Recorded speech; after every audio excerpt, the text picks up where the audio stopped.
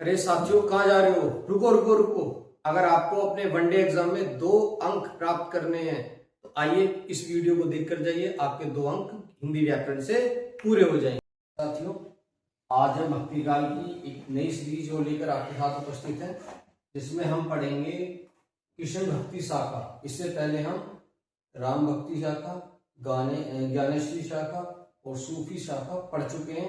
तो आज हम पढ़ते हैं भक्ति काल की सगुण धारा। सगुण धारा में हमने जो है राम भक्ति शाखा इससे पिछले वाले पार्ट में पढ़ चुके हैं, जिसमें तुलसीदास जी और केशवदास जी के बारे में हमने बहुत ही स्पष्ट रूप से बताया है।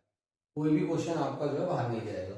आज हम डिस्कस करेंगे कृष्ण भक्ति शाखा के बारे में। तो इसके प्रतिपादक देखते हैं कि कृष्ण भक्ति शाखा के प्रतिपादक कौन है। तो कृष्ण भक्ति शाखा के प्रतिपादक कौन है? निम्बकाचार्य जी। निम्बकाचार्य जी, ठीक है। इसके बाद में इसके जो नए रचनाकार हैं वो है वल्लभाचार्य। तो वल्लभाचार्य ने 3 रचनाएं की हैं। एक तो पूर्व मीमांसा भाष्य, उत्तर मीमांसा भाष्य और अनुभाष्य जो था ये इनका अधूरा था। ये रचना इनकी पूर्ण नहीं हुई थी। ये इस रचना को इनके पुत्र विठलनाथ ने पूर्ण किया। ये ध्यान रखना है कि अनुभाष्य जो था एक अधूरा ग्रंथ था। इस ग्रंथ को जो है इनके पुत्र विठलनाथ ने पूर्ण किया था, अनुभाष्य को। ये इनके तीनों इंपॉर्टेंट हैं ग्रंथ, वो हमें जो है याद रखने हैं। इसके बारे में सन 1565 ईस्वी में विठलनाथ के 4 शिष्य और वल्लभाचार्य के 4 शिष्यों को मिलाकर अष्टछाप बनाया गया, जिनको अष्टछाप के कवियों के नाम से जाना जाता है। ठीक है, इनमें जो है इनके हमें नाम ध्यान रखने हैं।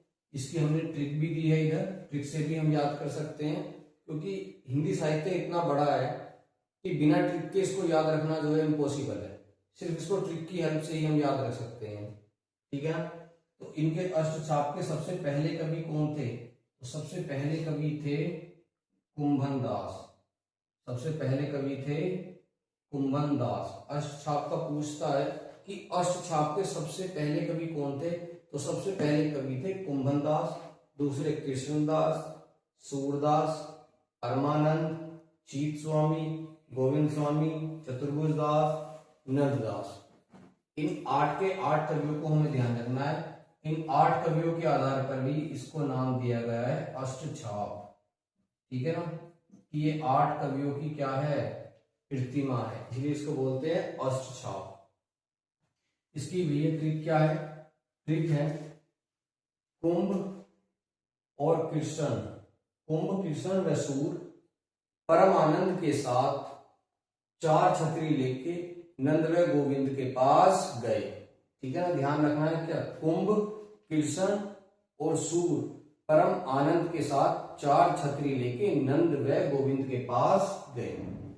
अगर आप इस ट्रिक को याद कर पाएंगे तो आपको लाइफ में कभी भी जो है छापे कवियों को रटने की आवश्यकता नहीं है। कुंभ से कुंभन दास, कृष्ण से कृष्णदास, सूर से सूरदास, परमानंद से परमानंद दास, 4 से क्या हो जाएगा? 4 से हो जाएगा चतुर्भुज दास, छतरी से हो जाएगा क्या? चीत स्वामी। ठीक है ना, नंद से नंददास और ये हो जाएगा गोविंद से गोविंद स्वामी।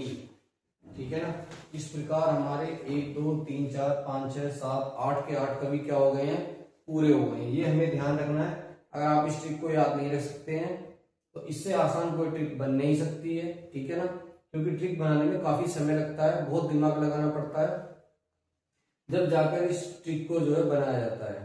ठीक है बच्चों, इसको हमें ध्यान रखना है। इस ट्रिक की हेल्प से हम इसको आसानी से याद रख सकते हैं।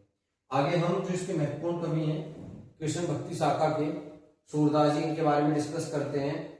सूरदास जी का जन्म 1478 और मृत्यु 1583 में हुई थी। ये ध्यान रखना है कि सूरदास जी का जन्म जो है 1478 में और मृत्यु 1583 में हुई थी। इनकी 3 रचनाएं हैं, सूर सागर, सूर सरावली और साहित्य लहरी। ठीक है, इनकी 3 ही रचनाएं हैं, सूर सागर, सूर सरावली और साहित्य लहरी। इनको 2-3 बार हम पढ़ेंगे तो आसानी से याद हो जाती है। पद और ध्यान रखने हैं कि इसमें जो है 4936 पद हैं, इसमें 1107 पद हैं और इसमें 118 पद हैं। ठीक है, इसके बाद में हमें याद रखना है इसके नए कवि या अगले कवि रसखान जी।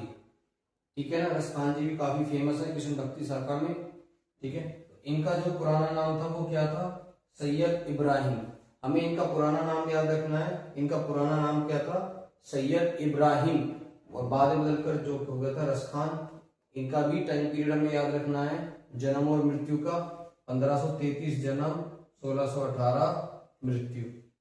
इनकी 6 रचनाएं बहुत इंपॉर्टेंट हैं, दान लीला, सुजान सागर, सुजान रसखान, प्रेम वाटिका और अष्टयाम, ठीक है ना। इनको भी आप पढ़ोगे तो आराम से याद कर सकते हो। जैसे सुजान सागर, तो सुजान से ही है, तो सुजान सागर, सुजान रसखान, ठीक है ना, प्रेम वाटिका, अष्टयाम और दान लीला।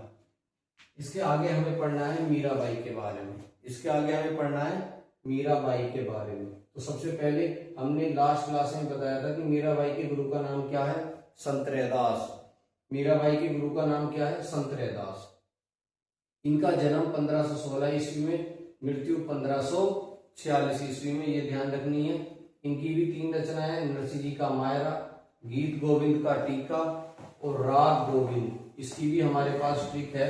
इसकी ट्रिक क्या है, इसके पास हमारे पास एक ट्रिक है, नरसिंह जी ने राग गीत गाया, तो इस हो जाएगा नरसिंह जी का मायरा, राग से राग गोविंद और गीत से गीत गोविंद का टीका। प्यारे बच्चों, अगर आपको हमारा कंटेंट अच्छा लगा हो तो like, share and subscribe. Thank you.